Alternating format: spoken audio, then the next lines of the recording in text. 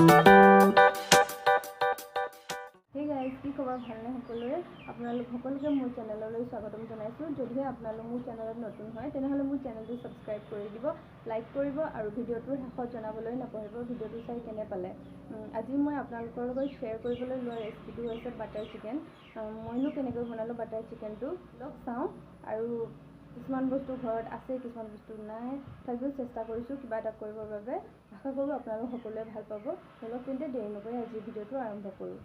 butter chicken বনাবৰ কাৰণে মই লৈছোঁ 3টা ডাঙৰ সাইজৰ বিলাহী 3টা ডাঙৰ সাইজৰ পিয়াজ আদা নহৰু শুকান জলকীয়া আৰু কাজু বাদাম অলপ আৰু তেজপাত এতিয়া এখন কেৰাহী গৰম হোৱাত তাত মই বাটাৰ দিছোঁ বাটাৰখিনি গৰম হোৱাত মই বস্তুখিনি কেৰাহীত দি ভালদৰে সিজাই লৈছোঁ বিলাহী গলি যোৱাত পেষ্টটো নুমুৱাই থলোঁ এতিয়া এইখিনি ঠাণ্ডা হোৱাত মই মিক্সিত মাৰি পেষ্ট বনাই লৈছোঁ মাংস লৈছোঁ মই আধা কেজি বনলেছ ঠিক বনলেছ বুলি ক'ব নোৱাৰি বন থকাও আছে ইয়াত দিছোঁ হালধি আধা চামুচ নিমখ সোৱাদ অনুসৰি কাশ্মীৰী মিৰ্চ আধা চামুচ জালুক অলপ গৰম মছলা অলপ জিৰা পাউডাৰ আধা চামুচ ধনিয়া পাউডাৰ আধা চামুচ ৰিফাইন তেল অলপ ভালদৰে মেৰিনেট কৰি লৈছোঁ এতিয়া লৈছোঁ মই 1 চামুচ কৰ্ণফ্লোৰ সেইখিনিও ভালদৰে মিহলি কৰি লৈছোঁ এতিয়া মই এইখিনি 15 মিনিটৰ কাৰণে ৰাখি দিম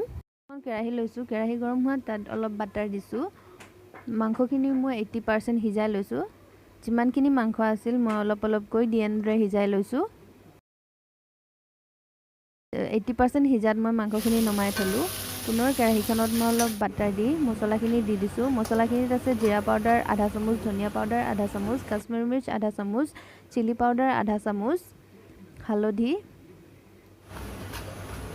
মছলাখিনি ভালদৰে সিজাত মই যিখিনি পেষ্ট বনাই লৈছিলোঁ পেষ্টখিনি ইয়াত দি দিছোঁ এইখিনি ভালদৰে লৰাই সিজাই লৈছোঁ এতিয়া বাটিত থকা যিখিনি পেষ্ট আছিলে অলপ পানী দি মই পুনৰ কেৰাহীত ঢালি দিছোঁ চেনি দিছোঁ 1 চামুচ নিমখ দিছোঁ অলপ যেহেতু মোৰ নিমখ আগতেই অলপ দিয়া আছিল ভালদৰে সিজাই লৈছোঁ ঢাকন দি পেষ্টখিনি উতল অহাত মাংসখিনি দি দিলোঁ